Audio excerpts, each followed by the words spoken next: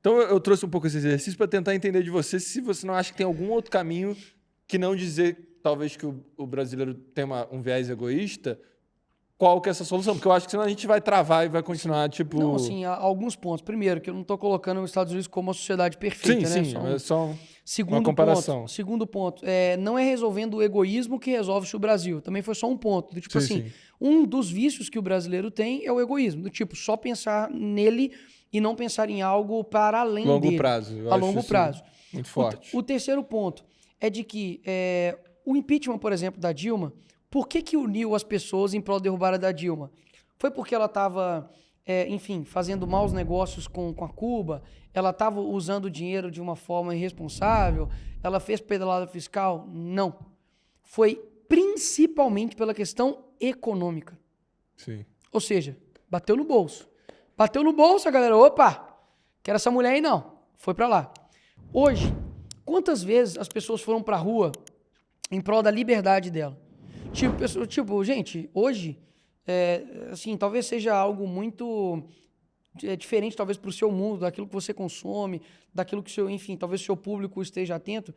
Mas, cara, hoje não se existe uma segurança jurídica. Sim. Eu posso ser preso a qualquer momento, eu posso ter a Polícia Federal na minha casa a qualquer momento e não vai ser por corrupção. Não vai ser por malas de dinheiro. Não vai ser porque o meu nome estava na lista de crimes. Zero. Vai ser por causas que você também um dia pode ter, que é crime de opinião, de liberdade de expressão, de qualquer coisa.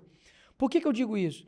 Porque existem coisas sérias hoje no nosso país que o brasileiro não se importa. E quando eu digo que o estadunidense ele se importa, porque isso está na Constituição dele. Então, quando ele pega, por exemplo, lá, né, a segunda emenda, que fala a respeito, né, do porte, por exemplo, de arma, que é um tema sensível para muitos e tudo, mas assim, lá deixa bem claro que, cara, qual que é o sentido daquilo? De você se proteger e proteger a sua família. Para se caso esse Estado que a gente construiu aqui se torne tirânico, eu consiga me defender desse próprio Estado. Aqui no Brasil, a gente não se importa com isso, porque a gente quer um Estado babá, um Estado que cuida, um Estado que dá isso, que dá aquilo, que dá aquilo, que dá aquilo. Então a gente nunca acha que esse Estado um dia vai se rebelar contra nós. Mas aí eu te pergunto, se hoje acontece um Estado, enfim, totalitário no Brasil, como você se defende? Sim. Então, perfeita a pauta que você puxou agora de arma. Para mim é um exemplo perfeito. Eu, estando lá fora, acho perfeito. Tipo, perfeito é muito forte, né? Mas assim, é um modelo que funciona muito. Sim. Tem esse respeito da casa da pessoa, o trespassing, que é o termo lá de tipo, cara, você não vai entrar na grama do teu vizinho que você pode tomar um tiro e ele tá na razão. Você se sente mais seguro lá ou aqui?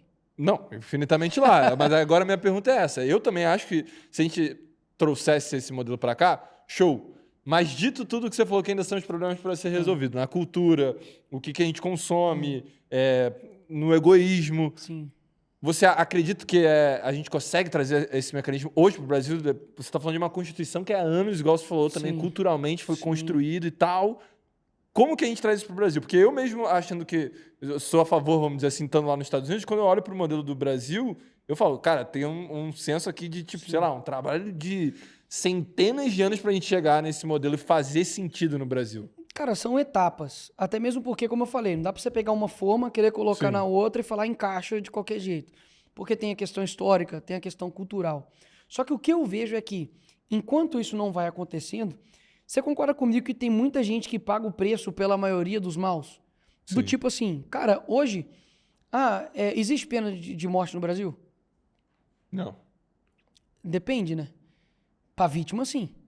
Pra vítima, sim. Pra vítima tem pena de morte, porque é aquilo. Hoje o cara mata uma pessoa, ele é reincidente. Inclusive tem um vídeo recente agora de um sargento da Polícia Federal, mulher, que foi lá na Globo e mostrou a ficha corrida de um cara. Tipo assim, era tipo, sei lá mesmo, pegou assim, e foi preso, sei lá, 16 vezes, solto 16 vezes. Aí você para assim, beleza, então quer dizer então que pena de morte não tem no Brasil, mas tem pra vítima, né? Porque condena eternamente ele e a família dele a nunca mais ter aquela pessoa. Mas pro bandido, daqui a pouco ele tá na rua. Porte de arma no Brasil para qualquer um que quiser ir lá e pegar. É algo fácil? Não. Não é. Depende, né? Pro bandido é. O traficante ele tem a arma que ele quiser, ele tem AK, ele tem o que for. Então, assim, percebe que o bandido, ele tá armado e te rouba, você não consegue se defender. Se um cara entra na sua casa, ele pode acabar com a sua vida, acabar com a vida da sua esposa, com a sua filha. Um dia você vai ter filha, você vai entender como é você, muitas vezes, ficar em casa e falar, cara, eu tô completamente impotente aqui. Se um cara entrar com uma faca aqui, eu tô lascado. Acabou. Então, quer dizer que o bandido, ele pode se defender da polícia, né? Mas você, cidadão brasileiro, você não pode se defender desses caras. O policial militar, ele pode ter qualquer tipo de arma? Não. Tem que ser a arma que é colocada lá. Mas o bandido pode. Então o bandido, meu irmão, ele pode ter arma para poder fuzilar o helicóptero da polícia, mas a polícia não pode fazer o mesmo, senão ele tá lascado. Então, assim, percebe que enquanto isso não vai acontecendo, muita gente sofre com isso. Sim. Muitas injustiças são cometidas. Então, eu acho que tem que ser um processo e não também ter um senso do tipo, humanamente falando, o que difere um norte-americano do brasileiro? Digo humanamente falando, nada. A gente é ser humano do mesmo jeito.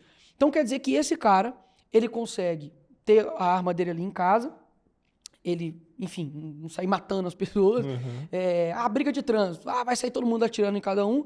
Quer dizer que lá não acontece isso, mas aqui vai, porque a gente é um bando de quê? A gente é um bando de babuíno. Não, eu vou te dar um tiro. Você xingou minha mulher. E assim, mesmo que, enfim, venha a acontecer imprevistos, coisas que a gente, óbvio, não goste, a gente tem que entender, cara, que o mal está no ser humano. Não com aquilo que ele utiliza como arma, como instrumento. Teve um cara lá em Janaúba, aqui em Minas Gerais, que entrou numa creche do nada e tacou fogo na creche toda. Ele poderia ter usado uma arma. Você vai fazer o quê? Você vai proibir o fogo? Tipo, tem gente que mata as pessoas com faca, você vai proibir a faca. Só que, pelo brasileiro, não ter uma estrutura cultural, educacional, de inteligência, intelectualidade, ele não consegue raciocinar as decisões da vida dele. Então, por isso que eu falo, tem que já implementar isso tudo de uma vez agora?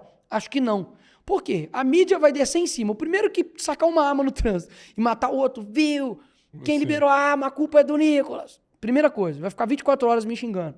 Ou quem liberar.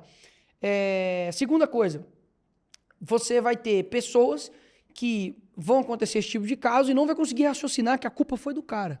A culpa não foi da arma, foi do cara que usou a arma. Perfeito. Então, para mim, mais uma vez, para mim tem que ter um foco em alfabetização escolar, para você não ter evasão escolar também, para você ter uma boa educação de qualidade, poder fazer assim um trabalho intenso em cima de crianças e de adolescentes, no sentido de trazer para eles cultura de verdade, sobre o que é música, sobre, sabe, poxa, quantos meninos hoje não sabem tocar um instrumento, cara? E um instrumento ativa uma parte do seu cérebro que não ativa, muitas vezes, se não for com um instrumento. Esporte. Lá nos Estados Unidos, cara, a galera lá chega na faculdade, meu irmão, já... Incentivo absurdo. Incentivo absurdo para isso. Por que não é feito isso? Porque a galera, por isso que eu te falo sobre o egoísmo, ele prefere ficar 4 anos lascado, se ferrando, para chegar na eleição. E o cara falar, aqui, ó, toma uma cesta básica aqui. Ele fala, pô, obrigado. Ele fica mais 4 anos se lascando até chegar 4 anos depois.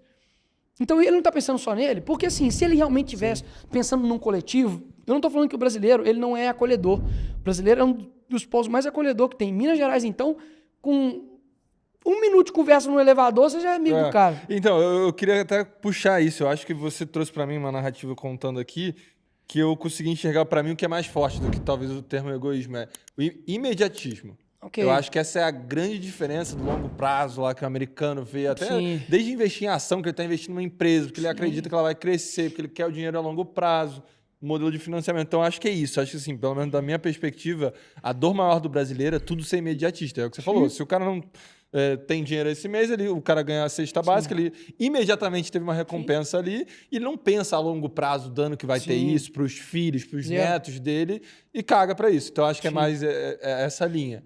Mas aí eu volto, só pra gente fechar, porque a gente... Acho que é uma dúvida política que sempre tem, e eu tô fazendo meu papel aqui de curioso e perguntando pra cacete. Mas eu entendi, então, que é cultural, você falou da alfabetização e tal. Então a gente tá falando assim, na sua cabeça, pelo menos tentando entender aqui, é algo que a gente imediatamente, não sendo imediatista, não consegue resolver. Então a gente tem um trabalho a longo prazo para, principalmente nas crianças, que é o que a gente tá construindo as gerações futuras, de melhorar culturalmente as influências delas, porque elas vão estar, ainda mais com o mundo digital, sempre expostas a abrir o Instagram, o TikTok e continuar vendo essa cultura que você trouxe aqui como uma referência ruim, né? Da putaria, de roubo, de tudo e tal. Como que você vê isso? A gente está falando de só 10 anos para começar a resolver o problema, porque eu sinto que também tudo a gente bateu aqui na tecla que tem um senso também de incerteza com a justiça brasileira, seja na hora do porte de arma, de julgar ali quem atirou, seja na uma censura ali das redes sociais e tal. Então, eu ainda estaria saindo desse podcast aqui, trocando ideia contigo, eu ainda estaria nessa dúvida. Beleza, o Nicolas me trouxe vários pontos que realmente me fez pensar que onde talvez está a maior dor do brasileiro para resolver, mas ainda não tenho. Então, eu queria entender se você está vendo esse futuro. Cara, a médio, ó, de futuro é isso que eu tenho como planejamento, que é você construir, enfim, uma cultura, ou pelo menos as pessoas olharem para a cultura mais profunda do nosso país. Pronto. Esse é a longo prazo. A médio e curto prazo, cara, aquilo que é possível ser feito, aquilo que eu faço, é você inspirar as pessoas, ser influência para as pessoas, para que aonde quer que você esteja, pode ser um caixa de supermercado, você pode ser um gerente de uma loja de roupa, você pode ser o que você quiser. Você precisa fazer aquilo que eu aprendi, você precisa fazer o extraordinário no ordinário. Cara, a sua história, a sua vida, o serviço que você presta, as ideias que você tem para colocar em prática, ela pode mudar a vida das pessoas. Cara, eu não sei quem que inventou o pendrive, tá? Não sei. Mas esse cara, irmão, quantas árvores esse cara não salvou? Sim. A gente já tá botando tudo no papel. Ponto. Quantas vidas foram salvas por conta do Windows, do Bill Gates? Porque, meu amigo, o Windows criou ali o Excel, que ajudou a fazer planilhas ali, talvez para dentro do hospital. Você tá me entendendo? Então, assim, cada trabalho que você exerce aqui nessa terra, ele gera uma consequência que você não tem a dimensão disso. Sim. Então, a tua história pode influenciar uma pessoa a entrar dentro da política e essa pessoa se tornar presidente da República. Ou essa pessoa ser um ministro da infraestrutura e fazer as melhores obras que o Brasil já teve. Você, como arquiteto, você tem o dever de buscar aquilo que vai ser melhor para o nosso país. Eu odeio arquitetura moderna, eu acho ridículo, acho, assim, prédio que é uma caixa de sapato cheia de vidro. Cara, você chega numa Europa, por exemplo, você sente paz, é algo que você cultua, que você gera atenção, que você para, fica olhando para uma igreja, igual que tem a nossa Sagrada, o Coração de Jesus, a Sagrada Família, não sei, lá na Espanha, que você olha e fica assim, você fica admirando aquilo por horas. A gente perdeu-se isso. Pega depois aí, vai na internet e coloca assim, Rio de Janeiro em 1910, 1920 e tal. Cara, Rio de Janeiro era para ser o melhor lugar do mundo. Por que a gente sai daqui para ir lá para a Europa para poder falar assim, nossa, os prédios aqui são tão lindos, podia ter isso no Brasil. Por que não faz isso no Brasil? Porque houve, ali enfim, 1960 em diante, enfim, ideologias, teorias, pensamentos a respeito da arquitetura que só destruiu a arquitetura. Cara, Brasília, a arquitetura de Brasília é ridícula.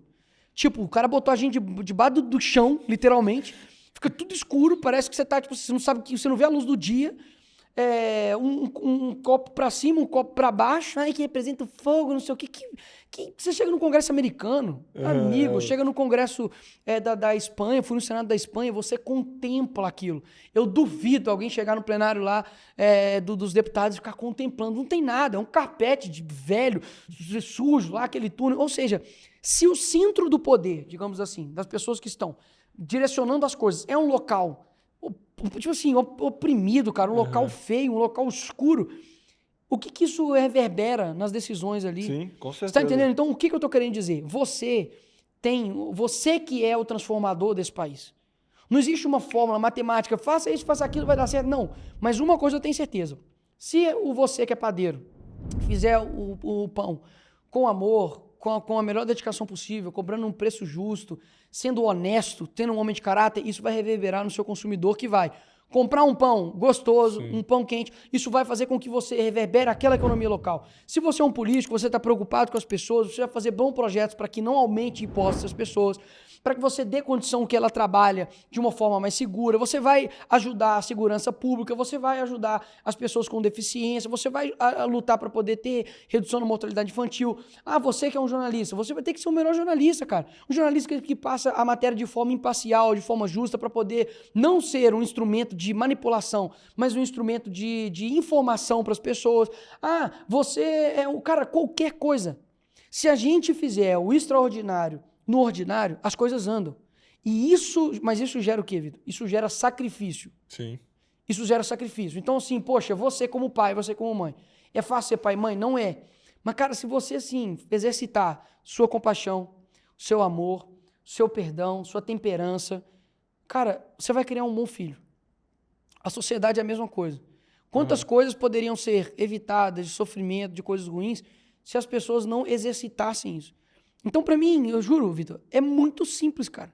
Sim, mas não é pro brasileiro ainda, né? Eu acho que isso é pro brasileiro. Sim. Você ser uma boa pessoa é pro brasileiro. O problema é que você chega... Cara, sem brincadeira, não vou ficar falando Rio de Janeiro aqui não, mas tipo assim, poxa, juro, tem locais que você chega que você fala assim, mano, todo mundo que quer passar minha perna.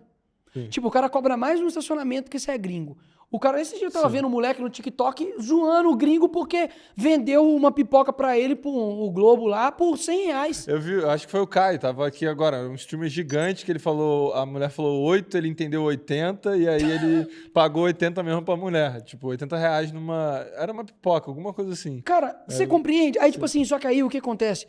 As pessoas acham que pequenos atos não fazem gerar grandes atos. Não são as pequenas pedras, não são as grandes pedras que você tropeça, são as pequenas. Então, quando você comete uma falha de caráter, isso vai gerar um efeito. Você vai aumentando aquilo dali, cara. Então, assim, você concorda comigo que nem sempre... Por exemplo, o Rio de Janeiro hoje, infelizmente, muitas vezes é conhecido por isso, né? Pela sacanagem, pelo cara tentando passar a perna. Sim. Pô, os últimos 5 governadores do Rio de Janeiro estão presos. Simples. Começa por aí, entendeu? O cara ganha o mandato e ganha a cadeia, assim. Então, poxa, para pensar. Isso veio do nada? Não veio, cara. Alguém tomou uma decisão de mau caráter que influenciou outro, e, cara, moldou o caráter, talvez, de uma cidade. Sim. De um local. Sim. Entendeu? Eu entendi, cara. Pra mim ficou bem claro. Acho que tá respondido, assim. E acho que esse trabalho da comunicação, acho que vai... De formiguinha, bicho. Das pessoas comentarem, começarem... Pra gente ver um efeito daqui a anos, né? Porque quando a gente fica tentando olhar pro imediatismo, eu mesmo tava questionando muito aqui para tentar entender, porque eu não via muita resposta.